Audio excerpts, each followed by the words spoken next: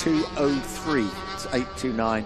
It's the only rider down into the 2:03s, and it's Lorenzo Iannone, Pedrosa Rossi, Paul Espargaro, Andrea Dovizioso, Bradley Smith, Aleix Espargaro, and Scott Redding. Let's have a look at Copse. Is just what some great pictures. We saw it in Moto3, but look at Marquez through Copse corner. Yeah, what that slow motion replay there showed you, Nick, was just how bumpy it is going through that first. All about. Here's a slow motion replay again of Marc Marquez. You can see he's got that white banded soft option front tyre on.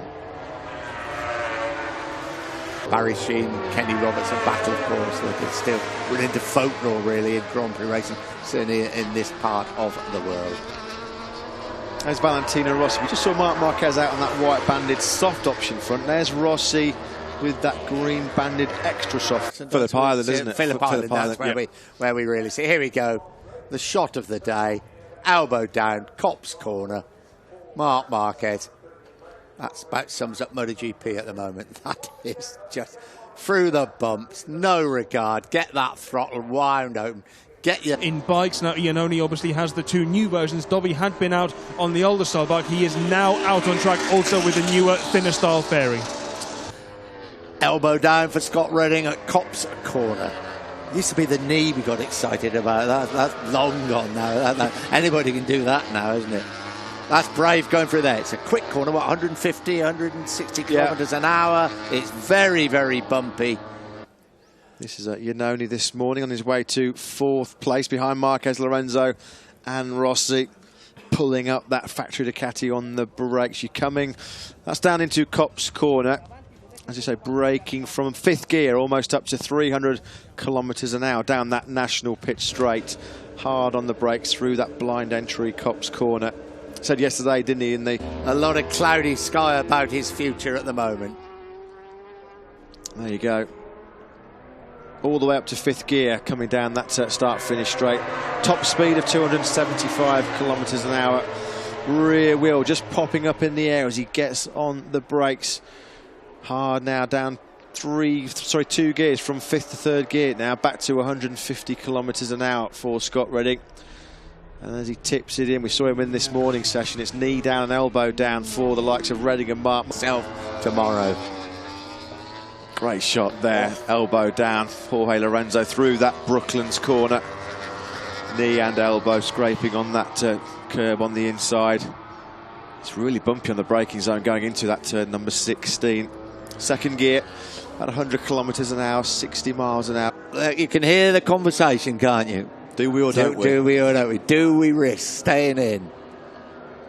I suppose the biggest victim of that was Marc Marquez in Mugello, wasn't it? With Yoni Hernandez. His face now. Face like thunder. There's a slightly longer lap here, so it may be that the fun and games start a little bit earlier than normal. Yeah, that's the longest circuit on the calendar, 3.66 miles. Here's Andrea Dovizioso, hasn't yet improved his lap time from yesterday. He's got pretty close, 2:02.761, his best at the end of FP2. First priority, though, for Rossi at the moment will be to ensure that he goes safely through to Q2 a little bit later on. Yeah, through the farm curve and up towards the village corner, the tight right, evening in the Mark VDS MotoGP T. Here's Lorenzo. Most of it done and dusted then, isn't it? Which is amazing. Well, we've still got 7 rounds in the championship to go. It's good in many ways. Wait till next season when everybody's contracts up for grabs. It will be the silliest of silly seasons. I made it through to Q2. A great shot. This is turn 17, so this is Luffield that leads into the Woodcut corner with Scott Redding. That was saying race winner here 2 years ago in Moto2.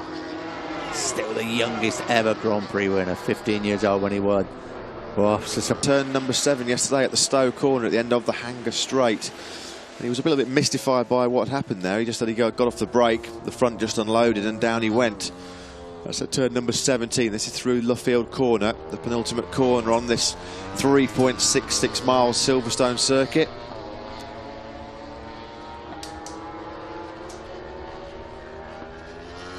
Yeah, Iannone, not great record here. We double-checked yesterday. What a lap. Unbelievable start to Q2 by Marc Marquez. This is him coming through the Luffield corner. Knee, elbow, any other part of his body, I think, scraping on the ground. decimated his old lap record, and that was on the first flying lap of the session. So certainly not a disaster for Rossi. We've seen him, of course, marooned in 8th place on the 3rd row in a few races so far this season. Has he got the pace there to go with Marquez and Lorenzo? Didn't have it in Brno. Hasn't had it so far here at Silverstone either. It's a very interesting second row of the grid. Paul Espargaro with a lot to prove. Bradley Smith, such a good starter. Valentino Rossi just knowing he's got... Wow, that's why the bike's being wheeled away. That is a horrible looking crash for Alex De Angelis. It's a strange one. That's going through the right-hander, isn't it, at Vale? He's already come through. He's already come through the turn left. 8. Yeah, that's it. And then he's peeling in towards Club, isn't he? Interesting to see what happened there. We just caught the initial part of that crash for Alex De Angelis.